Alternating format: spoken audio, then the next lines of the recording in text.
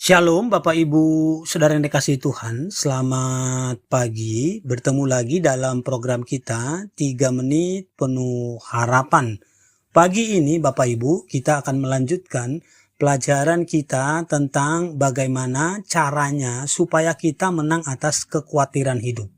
Nah, poin yang kedua adalah ubah setiap kekhawatiran kita menjadi doa. Filipi pasal 4 ayat yang ke-6 katakan begini Bapak Ibu. Janganlah hendaknya kamu khawatir tentang apapun juga, tetapi nyatakanlah dalam segala hal keinginanmu kepada Allah dalam doa dan permohonan dengan ucapan syukur. Nah, Bapak Ibu Saudara yang dikasihi Tuhan, kekhawatiran adalah bagian dari kehidupan setiap orang. Kita khawatir tentang masa depan, tentang kesehatan, tentang keluarga, tentang pekerjaan, dan berbagai hal yang berada di luar kendali kita. Namun menariknya, Rasul Paulus tidak berkata bahwa orang percaya tidak akan pernah merasa khawatir. Sebaliknya, ia memberikan jalan keluar yang sangat praktis, ubah setiap kekhawatiran menjadi doa. Nah, setiap kekhawatiran sebenarnya adalah undangan untuk datang kepada Tuhan. Semakin besar beban yang kita rasakan, semakin besar kesempatan kita membangun hubungan dengannya. Kekhawatiran hanya akan membuat pikiran menjadi lelah tanpa menghasilkan solusi. Sedangkan doa membawa kita kepada pribadi yang sanggup melakukan segala sesuatu.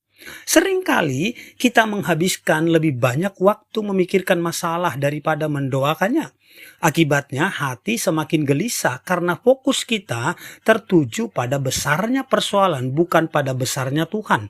Doa mengubah arah pandangan kita. Masalah mungkin belum berubah, tetapi hati kita mulai dipenuhi damai sejahtera karena kita percaya bahwa Tuhan sedang bekerja.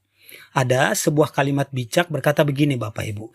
Jika kita punya cukup waktu untuk khawatir, maka kita juga punya cukup waktu untuk berdoa. Daripada mengulang-ulang masalah di dalam pikiran, lebih baik mengulang-ulang janji Tuhan di dalam doa. Bayangkan seorang anak yang menulis surat kepada ayahnya. Di dalam surat itu, ia menceritakan semua kesulitannya dan meminta pertolongan. Namun setelah selesai menulis, surat itu hanya disimpan di dalam laci meja. Hari demi hari ia terus menunggu balasan. Tetapi balasan itu tidak pernah datang karena suratnya tidak pernah dikirim. Bukan karena ayahnya tidak mau menolong, melainkan karena ayahnya tidak pernah menerima surat itu. Nah, seringkali kita melakukan hal yang sama. Kita terus menulis kekhawatiran di dalam pikiran kita, mengulang-ulangnya setiap hari, tetapi tidak pernah mengirimkannya kepada Tuhan melalui doa. Doa bukan memberitahu Tuhan sesuatu yang belum Dia ketahui. Doa adalah tindakan menyerahkan seluruh isi hati kita kepada Bapa yang sanggup bertindak. Amin. Jadi kesimpulan dari firman Tuhan buat kita di pagi hari ini, jangan biarkan kekhawatiran hanya tersimpan di dalam hati kita seperti surat yang tidak pernah dikirim.